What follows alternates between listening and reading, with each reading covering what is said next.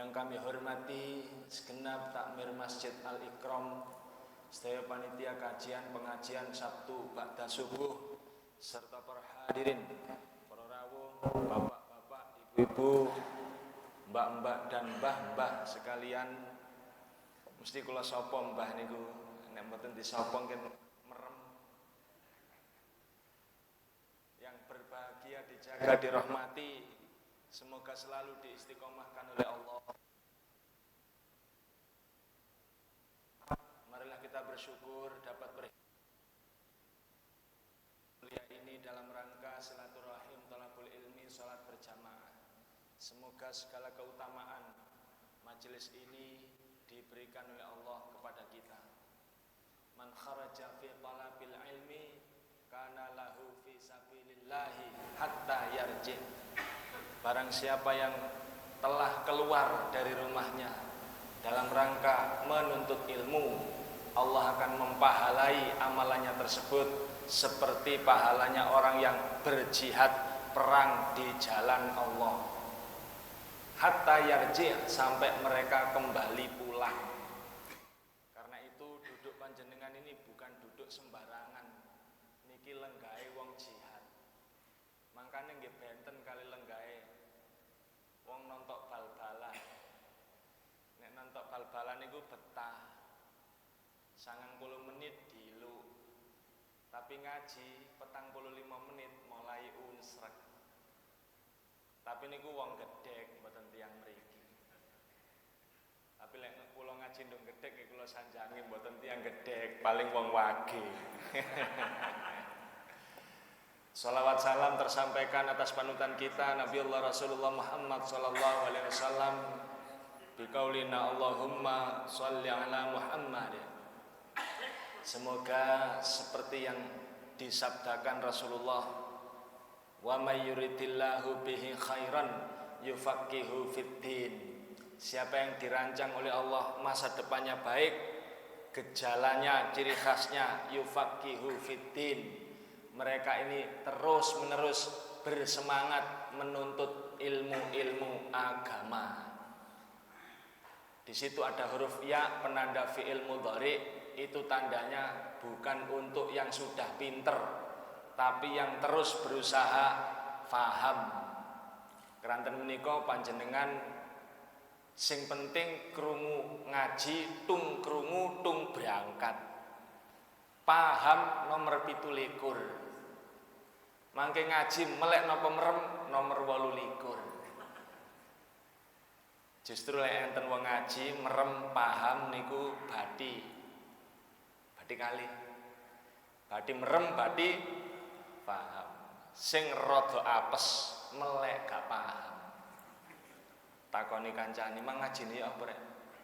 "Mbok tonton di YouTube wong aku gak ngerti wong ngomong tok kok." Bapak Ibu yang dirahmati Allah, kesempatan kali ini melanjutkan apa yang disampaikan oleh Kiai Haji Ahmad Dahlan. Sarana atau rumus menjadi umat yang sukses, berjaya, berkemajuan. Disampaikan oleh beliau dalam acara Al-Gemini Vergedering tahun 1918.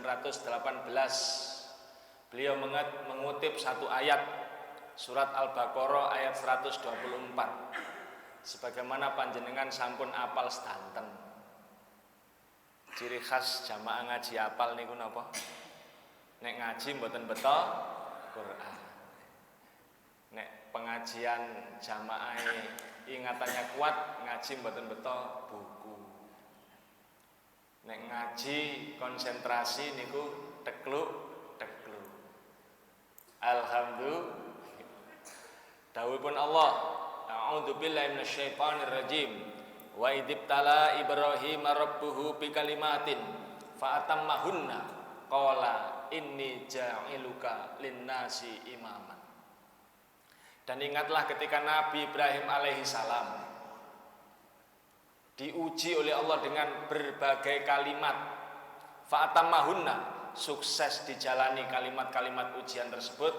Qala, lajeng Allah dawuh, inni ja'iluka linnasi imaman.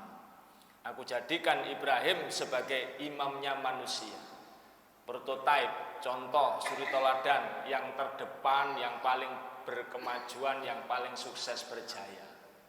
Dikomentari oleh Rasulullah, hadza min sunnati abikum Ibrahim. Kita juga perlu tahu bahwa syariat Islam hari ini melanjutkan apa yang disyariatkan di zaman Nabi Ibrahim. Panjenengan kenal khitan niku syariat Nabi Ibrahim.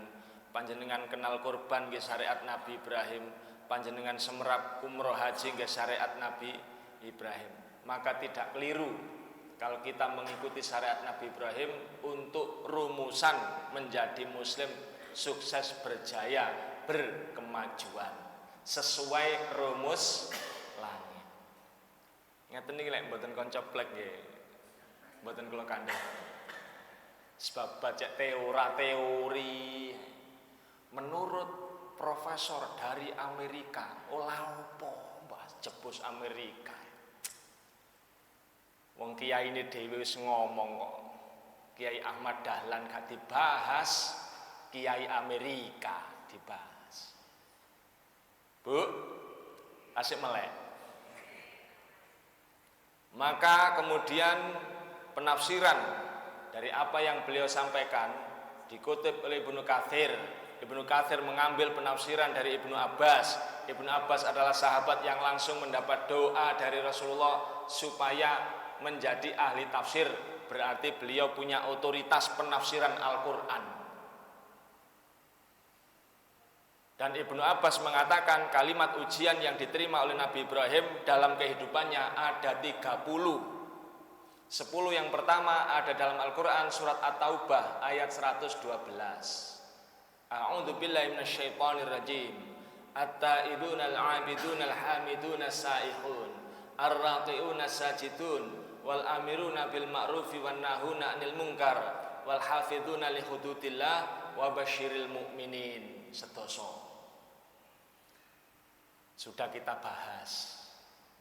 Tambahannya hari ini Al-Qur'an surat Al-Ahzab surat ke-33 ayatnya 35. Mudah-mudahan 3 atau 4 mencukupi. Innal muslimina wal muslimat wal mu'minina wal mu'minat wal qanitina wal qanitat was shadiqina was shadiqat. Innal muslimina wal muslimat, rumus ke-11 dari orang-orang yang ingin hidupnya berjaya sebagai pribadi, sebagai keluarga, sebagai umat. Kalau dilakukan oleh orang per orang, orang itu akan disukseskan oleh Allah. Kalau dilakukan oleh satu keluarga, sak keluarga sukses kabeh. Kalau dilakukan oleh seluruh umat, maka umat ini akan sukses berjaya. Apa itu rumus 11-nya? Innal muslimina wal muslimat, memiliki hati tempat bersandarnya, berserah diri kepada Allah. Kok ampun ketap-ketip ini. Kenapa kita harus berserah diri kepada Allah? Ada banyak alasan. Pertama, bahwa kita manusia ini dikendalikan oleh takdir Allah. Allah al-iradat, maha berkehendak. Kehendak manusia harus manut dengan kehendak Allah. Bahasan desonya, Allah itu zat maha iradat. Kalau digedekkan atau dindesokan, Allah itu zat yang maha saksrit. Kenapa? Maha saksrit. Bagaimanapun manusia berusaha, begitu disrit oleh Allah, yang jadi srite Allah. Ngaten iki mboten tentang kamus. Apa saksrit itu? Seorang laki-laki, ini terjadi pada waktu kula ke Kunang, Lamongan, mengunjungi tempat lahir guru ngaji kula. namine Ustadz Muhajir Sultan, penemu Al-Barqi. 200 menit bisa baca Quran. Saya datang ke sana bersama teman namanya Faizin. Banyak orang berkerumun. Begitu datang berkerumun, ternyata ada orang meninggal. Mereka berkisah, bercerita.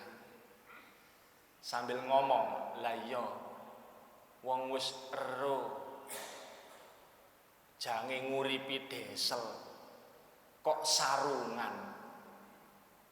Jadi beliau ini pekerjaannya nambak, teng tambak niku butuh sirkulasi air. Nah, dheweke nguripi desel. Desel ini enten slengere ngeten. Berpuluh tahun pekerjaannya seperti itu. Dan tidak pernah dia itu pakai sarung. Nggih dinten niku sarungan. Pas sarungan ajenge ngogleng slengere desel niku sarunge dicoplok, disampirno nang gulune.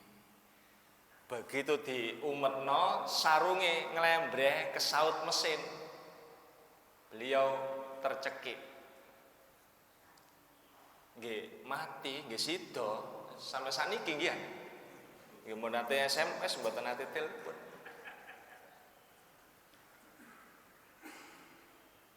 Jarene wong-wong, "Lah ya wis seru. Jange nguripi desel kok sarungan." Enten sing komentar, "Ya iku jenenge belai saksrit." Bukan karena dia mati disebabkan karena dia pakai sarung, tapi pancen wis wayahe mati, mangkane dikongkon gawe sarung. Ngene iku jenenge saksrit. Wis apa-apa niku nek belai nggih saksrit, rejeki nggih saksrit. Para rawuh niki menungso. Batas kemampuane menungso niku usaha. Akhirnya nih Allah yang maha saksrit. Cuman ngene iki aja disalahpahami. Ono ta Allah maha saksrit. Wis kandhane dindesono kok. Yang kedua, sehebat manusia tetap dia adalah makhluk mudah-mudahan. Makhluk semoga atau makhluk mugi-mugi. Seseorang berharap datang kepada dokter spesialis ahli, spesialis penyakit dalam yang terkenal, penyakit dalam apapun ditangani oleh beliau rata-rata sembuh. Begitu sampai di tempat praktek, anamnesa dilakukan, diagnosa dilakukan, tes lab dilakukan, dibaca oleh dokter, diberi resep. Terakhir dokter mengatakan, mudah-mudahan segera sembuh. Orangnya tidak puas dengan kata mudah-mudahan, karena mudah-mudahan itu bisa iya, bisa tidak. Dikejar lagi. Maaf dok, persentase untuk kesembuhan penyakit saya ini berapa persen?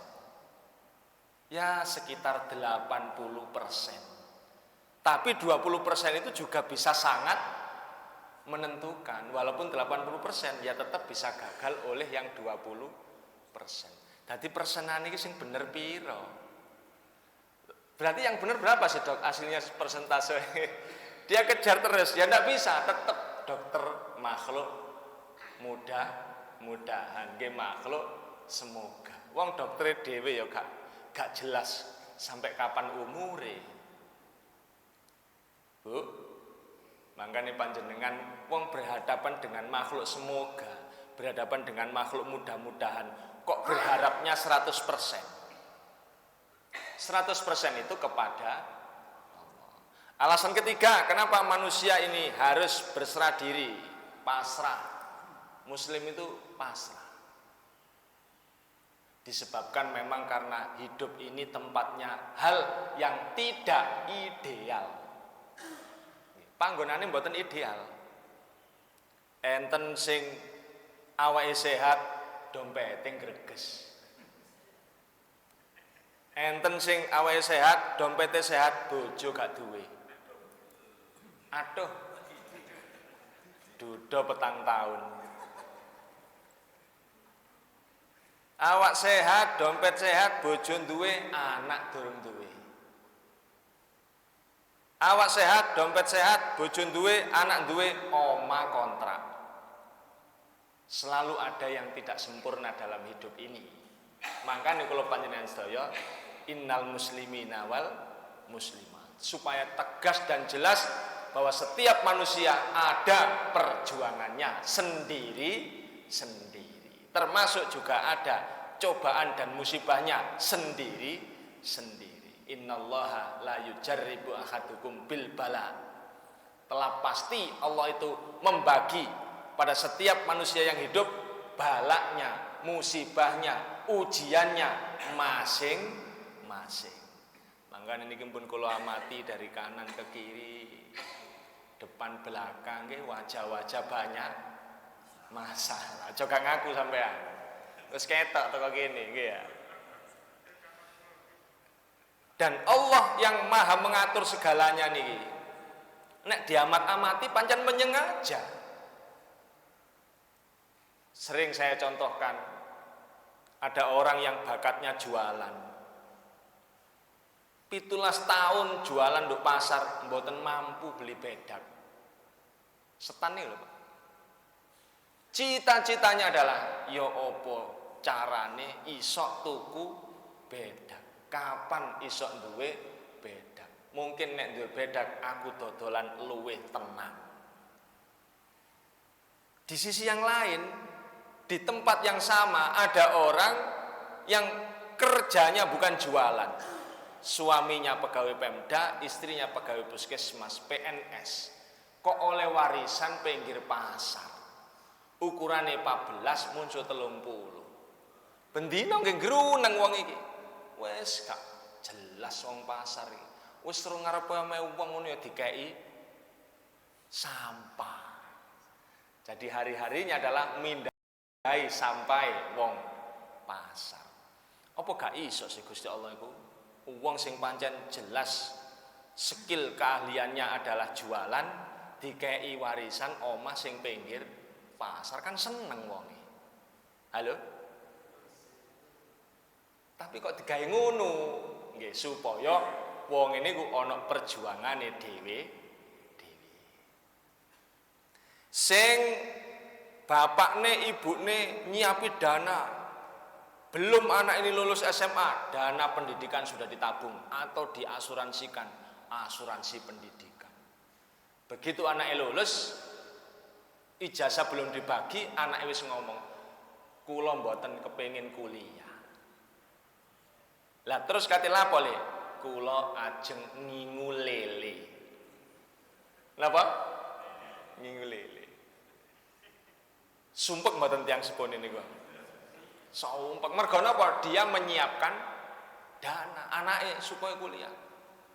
Akhirnya Pak, bapakne niki goncang. Karena dia yang ceramah di mana-mana. Hidup ini dikendalikan oleh pikiran, pikiran dikendalikan oleh pengetahuan. Maka yang merubah kehidupan adalah pendidikan. Anake gak gelem kuliah. Akhirnya sing estri ngomong wis tala. Ngene ae sampean mungkin terlalu ideal. Coba tala, mungkin anak sampean kuwedi kuliah negeri. Sampean nego bek-beke kuliah swasta-swasta sing ide-ide. Oke, diskusi. Akhirnya ngene wis ngene lho, sing penting awakmu kuliah, sing sekolahane iku terakreditasi. Mbok sekolah iku mlebu ping 3, ping 4, pokoke sing penting iso lulus awakmu oleh ijazah. Oh, nggih pun, Pak. Oh, akhirnya nggih gelem kuliah, dinyanyi arang-arang. Suwe-suwe nggih mboten lulus. Ngowalih maneh.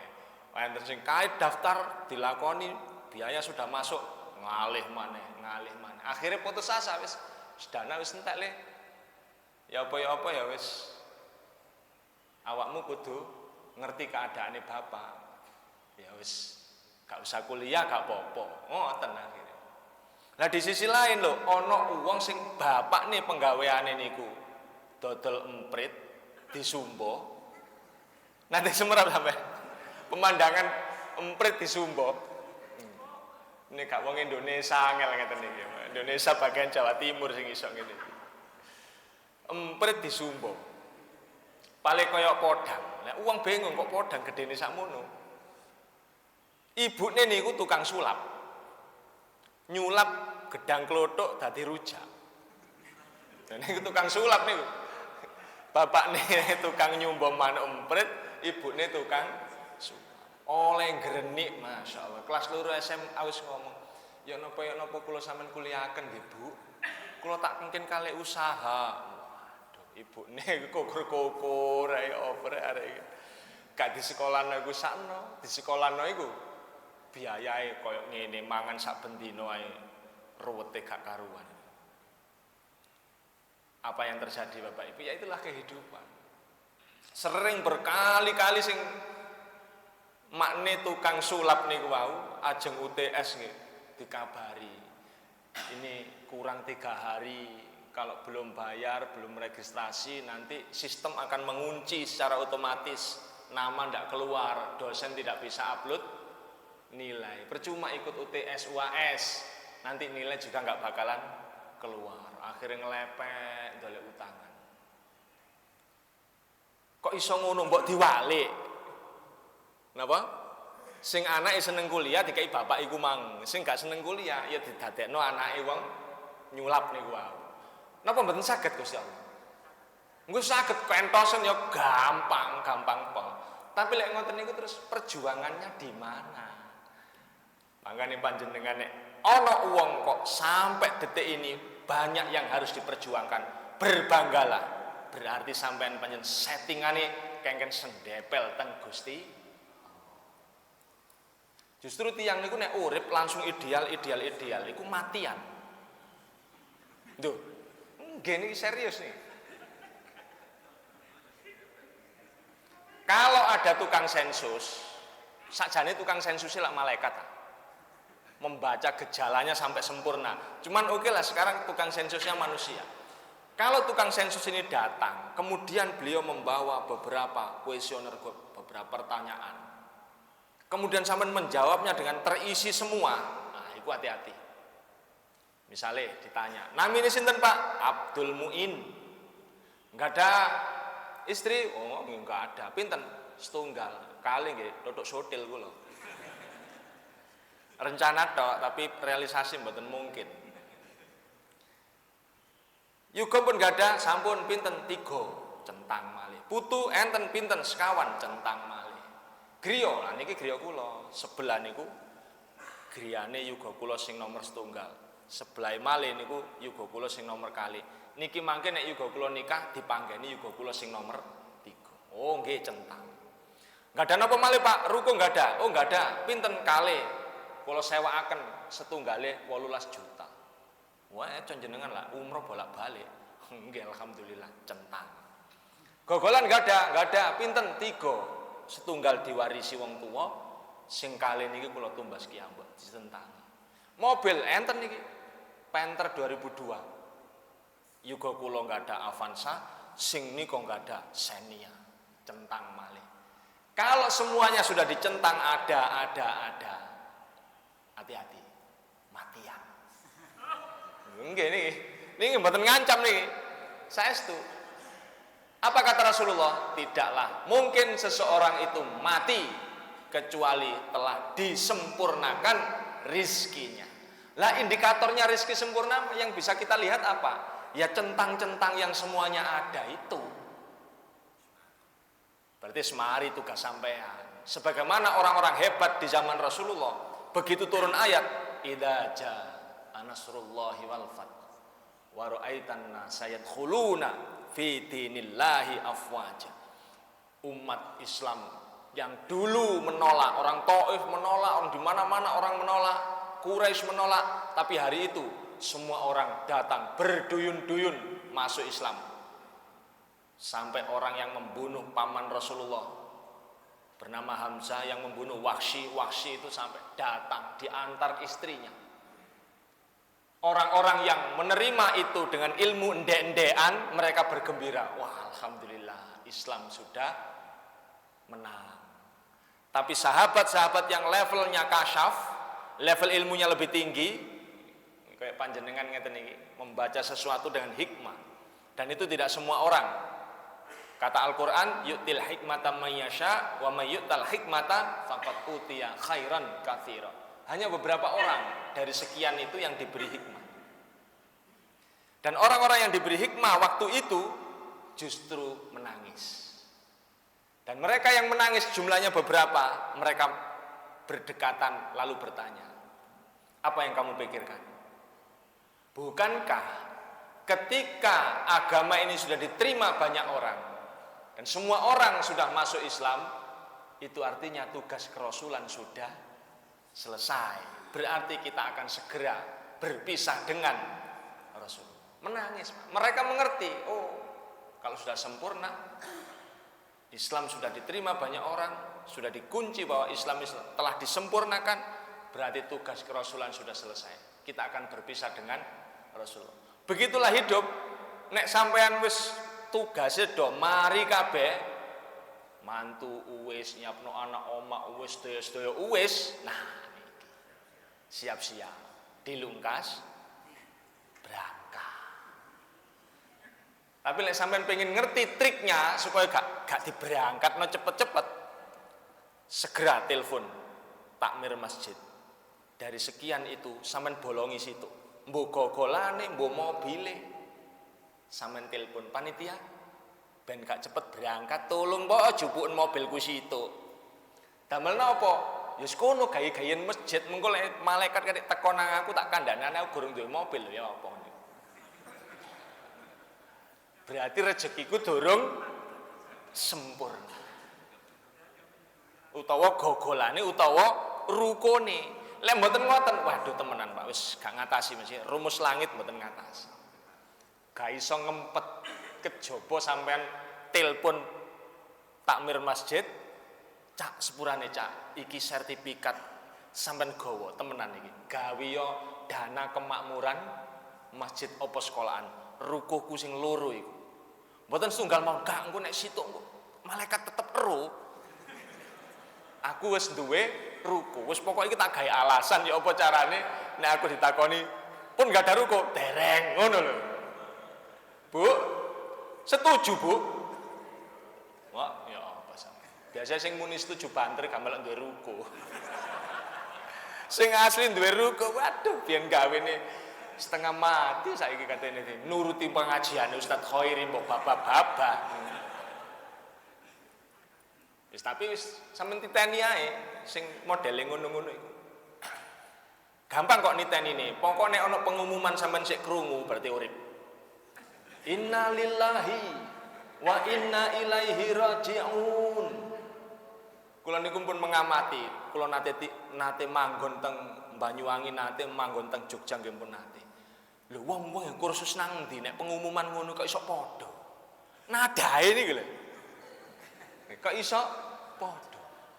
Karuan nek maca Quran, ya maca Quran kan ada 7 napa? Langgamnya niku lho ya. Lah iki terus sapa sing ngarang langgam kok iso padha? Innalillahi wa inna ilaihi raji'un, telah berpulang. Lho ngono kok iso padha? Kursus nang sapa iki? Koyoke dikursusi malaikat iki koyoke iki. Lah sampe lek krungu berarti sik urip. Pompong dorong temenan iki. Nek wis kate gak krungu, mek muni ngene tok, kletek-kletek. Pengumumannya apa kok meneng ae. Oh, berarti sampean yang diumumno. Supaya gak cepet ngono iku, rukune sampean kekno takmir. Setuju? Oh, sing setuju gak duwe ruku. Pun pemung durung tersinggung materine dile. Innal muslimina wal muslimat wal mu'minina wal mu'minat. Yang berikutnya adalah menjadi hamba Allah itu yang punya iman. Yang imannya itu membuat dia percaya diri dan gagah menghadapi kehidupan. Aku duwe iman kok. Ada sahabat bernama Mu'ad bin Jabal. Dididik oleh Rasulullah sejak kecil. Ya Mu'ad, hal tadri ma haqqullahi 'alal ibadi. Hai Mu'ad, apakah kamu tahu haknya Allah atas hambanya. Allahu wa rasuluhu a'lam. Mboten pirsa Gusti, mboten pirsa Rasulullah. Allah dan Rasulnya yang lebih tahu. Dijawab oleh Rasulullah, hakul ibadi, hakullahi alal ibadi, haknya Allah atas hamba, antak buduhu wala tusyriku bihi syai'an. Kamu sembah Allah semata-mata hanya Allah, dan kamu jangan mempersekutukannya dengan sesuatu pun. Wa ma hakul ibadi Allah. Sekarang aku tanya lagi, apakah kamu tahu haknya hamba atas Allah? Allahu wa rasuluhu a'lam. Mboten pirsa Rasulullah, Allah dan Rasulnya yang lebih tahu. Rasulullah memberitahu, hakul ibadi Allah, haknya hamba kepada Allah, lam tu'adzibhum abadan. Kamu tidak akan pernah diadab selama-lamanya. Jadi orang itu kalau imannya benar, imannya toto, maka dia tidak disentuh oleh adab. Dan iman yang dimaksud di sini adalah menerima berita-berita, menerima rukun iman yang panjenengan tahu itu dengan kepastian, bukan kemungkinan. Ini penyakitnya orang modern, Pak, terutama akademisi. Akademisi itu bahaya kalau tidak dikendalikan alur berpikirnya. Kenapa? Karena harus ada teori yang namanya hipotesa. Tidak boleh sebuah berita, sebuah pandangan, sebuah ilmu diterima mentah-mentah. Itu harus dicurigai. Sehingga setelah dicurigai, diteliti. Dibuatlah metodologi, dibuatlah runtut berpikir ilmiah untuk menemukan kebenaran yang sebenarnya kebenaran ini tidak pernah mutlak. Setelah dihipotesa tahun ini menemukan teori begini, 20 tahun yang akan datang bisa berubah. Masih ingat panjenengan, dulu awal-awal demam berdarah, begitu seseorang terkena demam berdarah, nggak boleh makan. Pernah tahu? Setelah dilakukan penelitian-penelitian yang lain, justru orang kena demam berdarah harus banyak makan. Loh, mana yang benar? Katanya ini dulu yang benar, ini yang benar. Kebenaran manusia yang nisbi itu, yang tidak pernah absolut itu, menjadi pegangannya orang-orang akademik dan modern. Dan kelancangannya sudah mencapai tataran mau mengoreksi Al-Quran. Dengan apa? Dengan teori pendidikan ilmu Al-Quran, yang sebenarnya dipaksakan bukan ilmu Al-Quran, tapi dipaksakan untuk meneliti Al-Quran, yaitu tafsir hermeneutik. Dan itu diajarkan di perguruan tinggi Islam, justru di Fakultas Agama Islam, tapi diajarkannya di S2. Halo? Apakah hipotesa ini tidak boleh? Oh, boleh. Tataran yang mana? Tataran sampai mempersembahkan, misalnya kalau hadis ini sahih, mutawatir, dhaif, atau yang lain. Tapi kemudian hadisnya itu sendiri setelah dipastikan sahih, mutawatir, sudah jangan lagi berani-berani menghipotesa isinya. Karena nanti akan ada orang yang berpikir menurut ilmu sosiologi hari ini, berdasarkan kesamaan hak, mestinya waris itu harusnya sama antara laki-laki dan perempuan. Lalu mereka akan berani mengatakan, kalau begitu hukum tentang waris dalam Al-Quran perlu ditinjau kembali. Ini kelancangan-kelancangan orang yang berpikir semuanya harus dihipotesa, harus diteliti. Agama itu wilayahnya yang kita sebut dengan supra rasional. Kok model kayak wong kuliah kan kalian? Berdasarkan kapasitas akal dan otak pikiran manusia, ada wilayah namanya rasional. Otak, akal, pikiran menjangkau. Ada objeknya, bisa diteliti. Tapi ada yang kita sebut dengan irrasional, tidak masuk di akal, nggak bisa diterima secara logika. Tapi ada di atasnya akal tidak menjangkau, tapi tetap benar adanya. Apa itu? Supra-rasional. Bukan akalnya, bukan kejadiannya, bukan doktrin agamanya, bukan Al-Quran, bukan hadisnya yang keliru, tapi akal pikiran manusia nggak jangkau wilayah itu. Bu, tasik melek. Makanya nun sewu, sahabat-sahabat dahulu itu menerima agama itu dengan kepastian, bukan kemungkinan. Dan ini yang dikatakan oleh Profesor Hamka. Profesor Hamka mengatakan, jika agama ini diterima sebagai kemungkinan, maka agama menjadi tahayul. Akan dituduh sebagai candu dan tempat bersembunyinya orang-orang yang kalah. Gaisok soge, dikir mulai subuh sampai beduk, masalah mangan ngemis. Halo? Akan dituduh seperti itu. Maka agama setelah diperiksa data ilmunya benar, harus diterima sebagai kepastian. Dan itu para sahabat dulu. Begitu Rasulullah turun Isra Mi'raj, apakah akal menjangkau? Satu hari satu malam saja bisa menjangkau alam yang kita kenal dengan langit sampai Sidratul Muntaha. Tapi apa kata Abu Bakar? Kalau Rasulullah, Nabi Muhammad yang mengatakan seperti itu, jangankan yang seperti itu, yang lebih dari itu saya percaya. Hal yang lain, sahabat Umar bin Khattab diomongi oleh Suraka. Suraka itu orang yang pernah mencoba membunuh Rasulullah tapi kemudian masuk Islam. Nah, nanti pireng kan kisahnya Suraka. Begitu Suraka suatu saat berhadapan-hadapan dengan Rasulullah, terus diomongi, Suraka, nanti sepeninggal saya, kalau saya sudah tidak ada, kamu akan memakai mahkota Kisra Persia. Panjenengan pirsa, Persia hari itu sama dengan Rusia hari ini. Romawi hari itu sama dengan Amerika hari ini. Begitu Umar diberitahu seperti itu, yang dipastikan oleh Umar adalah apakah benar Rasulullah berkata seperti itu. Benar Rasulullah berkata seperti itu.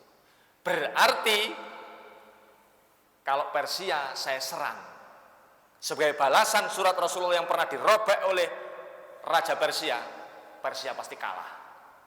Padahal Mekah Madinah, entitas Arab waktu itu hanya dianggap sebagai kaum yang mampu berperang antar suku, belum berpengalaman perang antar negara. Tapi kalau Romawi, Persia, mereka berpengalaman perang antar negara. Kemampuan militernya lebih tinggi, persenjataannya lebih lengkap. Umar tidak peduli. Pokoknya Rasulullah ngomong mahkota Kisra Persia akan jatuh dan dipakai oleh Suraka, berarti kita lebih gagah dari mereka. Mereka pasti kalah. Terus sebetulnya hitung panjang, begitu mulai didesak, Yaman mulai didesak, dan kemudian oleh Umar bin Khattab, Khalid bin Walid diganti oleh bin Jarrah, aduh siapa itu? Agak lupa. Nggih ngeten iki lek durung sarapan nggih. Abu Ubaidah bin Jarrah diganti oleh Umar. Kenapa? Karena Umar juga nggak menginginkan. Khalid bin Walid itu kan sahabat yang memimpin 100 kali peperangan dan tidak pernah kalah. Bagi Umar ini bahaya ini. Mengko orang akan berpikir kemenangan itu dari kehebatan Khalid bin Walid. Maka ditarik Khalid bin Walid, digeser ke yang dekat melawan Romawi untuk menjaga, membentengi Romawi. Tapi beliau keburu sakit dan beliau itu mengalami penyesalan yang hebat. Berkaca-kaca menangis dia di pembaringan sakitnya, bukan karena takut mati. Dia mengatakan, bertahun-tahun saya berperang mencari syahid. Mengapa engkau matikan saya? Ya Allah, di atas pembaringan. Pancen wong lek wis gagahe syuhada niku kecewanya niku perang gak mati kok matine ndek ndukur kasur. Nah, lalu dia punya sahabat yang pinter sekali menghibur dia. Datang sahabat ini mengatakan, "Khalid, kamu itu kan digelari Rasulullah sebagai Syaifullah, pedangnya Allah. Kalau pedang Allah bisa patah oleh manusia, itu aib tersendiri bagi Allah. Maka Allah sarungkan sendiri pedangnya dengan caranya sendiri. Allah nggak ingin kamu dipatahkan oleh manusia." Terus Khalid seneng Pak mendengar berita itu, menerima, lalu dia bersyahadat, wafat. Memang benar wafat di atas pembaringan setelah 100 kali menang peperangan. Coba. Nah, balik lagi. Begitu kemudian diganti Abu Ubaidah bin Jarrah, lantas kemudian gangguan-gangguan orang Persia itu direspon oleh Umar bin Khattab. Kita perang melawan Persia. Tumbang Pak. Persia nggoling. Di atas kertas nggak mungkin. Seperti hari ini, niki wong sepanjang, wong taman, wong wage ngelompok dari siji ngelawan Israel. Kemungkinannya kecil, tapi nek ono berita dari Rasulullah mesti menangi. Umar melakukannya seperti itu dan menang. Dalam satu peristiwa kemudian dalam ghanimahnya Kisra, apa ini? Mahkota Kisra Persia itu diletakkan di satu tempat, dipakaikan oleh Umar kepada Suroko. Suroko menangis, Umar mengkerik, sahabat-sahabat tertawa. Sahabat tertawa karena ukuran kepalanya lebih kecil daripada mahkotanya, jadi goyang-goyang. Umar mengkerik sambil berkata, tidak ada yang mengungguli Islam. Pokok kita iman. Suroko menangis karena mengenang ini perkataan Rasulullah belasan tahun yang lalu. Lah saiki wong-wong dikai rumus. Karena begini, kalau agama itu diterima sebagai keyakinan atau kepastian, maka harus keluar rumus. Makanya saya bersemangat membuat rumus langit itu karena agama ini harus diterima sebagai kepastian. Sampeyan teni bukune sampeyan dongano lancar. Wah, ramalan-ramalan Rasulullah bagaimana menguasai sampeyan ilmu. Sakti kabeh mengko nggih. Bu, tasik melek. Makanya ketika suatu saat Sungai Nil berhenti, tidak mau mengeluarkan airnya, rakyat yang waktu itu masih pagan, yaitu penyembah roh, mereka menginginkan supaya diberi tumbal lagi. Wis kaya mesin pabrik gula gedhek ngoten lek mboten dikai tumbal matian, gak gelem mlaku. Seperti itu. Gubernurnya mencoba meruqyah. Mboten mempan. Laporlah kepada Umar bin Khattab. Kata Umar, "Sekiranya diambil pena dan secarik kertas, disurati Pak, banyu niku di kali niku di surati, wahai Sungai Nil, mengalirlah kamu. Kalau kamu mengalir memang karena Allah. Kalau kamu memang gak mau mengalir, kamu akan kering selamanya." Tulis. Kata gubernurnya, "Umar, ini saya berikan siapa? Uncal noai dek kali kuno dek ngerti. Kok bisa selevel itu? Iya karena Umar mendengar Pak. Apa kata Rasulullah? Jika Allah mencintai seorang hamba, Allah memberitahu kepada semua penduduk langit. Semua penduduk langit akan memberitahu kepada semua penduduk bumi. Malaikat-malaikat yang ada di bumi.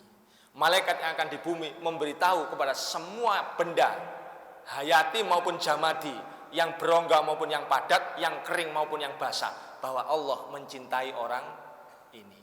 Maka bahasanya mungkin tidak dimengerti oleh sungai, tetapi sungai ada perantaranya, diterjemahkan oleh para malaikat. Malaikat yang memberitahu, diwaca ambek malaikat dikandakno nang sungai niku wau. Iki lho omongane Cak Umar kan kadek macem-macem mandek kan gak milih kan. Apa yang terjadi? Keluar airnya Pak. Karena diterima agama itu sebagai keyakinan. Nah, ngono panjenengan kena ancaman. Terus ngono. Di SMS. Cuk kadek ngomong-ngomong syirik awakmu. Aneh-aneh, tak santet kan. Ngono gemeter. Balesi, lompokno tukang santetmu 100 mun aku ijen. Ngono. Halo? Mari ngono ndonga nang Gusti Allah. Nek sampai kula mati isini-sini wong Muhammadiyah ngomong ngono. Hadirin Bapak Ibu yang dirahmati Allah, pembicara yang baik menyampaikan untuk dimengerti, dipahami, pembicara yang bijak berhentinya pada waktu yang tepat. Maka ini sudah waktunya syuruk sudah sekian menit yang lalu, sekarang kita sudah bisa masuk ke waktu sholat Isra. Demikian yang bisa kami sampaikan, segala khilaf mohon dimaafkan. Semoga kita bersua berjumpa kembali di kesempatan yang lebih mulia, lebih barokah. Kami akhiri billahi fi sabilil haq nun wal qalami wa ma yasturun fastabiqul khairat al birru manittaqa nasrun minallahi wa fathun qarib la haula wala quwata illa billah. Wassalamu alaikum warahmatullahi wabarakatuh. Alhamdulillah.